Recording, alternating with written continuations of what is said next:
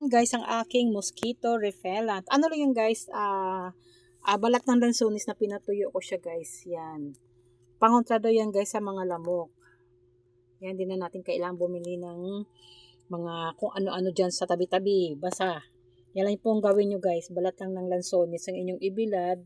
At yun, gawin nyo siyang pangontra sa mga ano ng lamok. Ayan. Dito kasi guys sa kwarto namin maraming lamok. Kaya syempre kawawa at may bata. Lalo-lalo na ngayon guys, maulan ng panahon.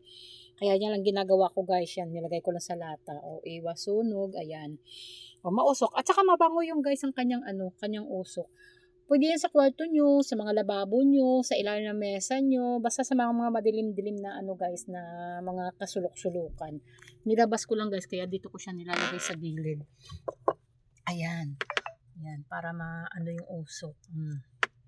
O, diba? O, ayan na siya guys. Meron na tayong DIY mosquito repellent. Ayan. Pagka ano guys, pag namatay, sindihan nyo lang ulit. Mga kung uling guys, pwede nyo siyang lagyan. Ako, mahabang ginaganyan ko siya. Kasi kung later lang kasi guys, madali kayo mapaso. Ayan. Uling lang guys, i-ano nyo sa, ipatong nyo siya sa uling. Ako kasi tinatamad ako bumaba para kumuha na ng uling para ipatong dyan. Kaya ito na lang. Yan, o tingnan nyo guys, mausok siya. O.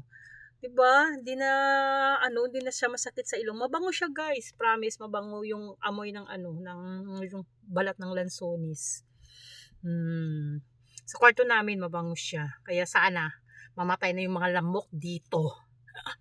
Kahit may kulambo na yung kusina namin, yung labas namin, mga ano pa rin, pumapasok pa rin yung lamok.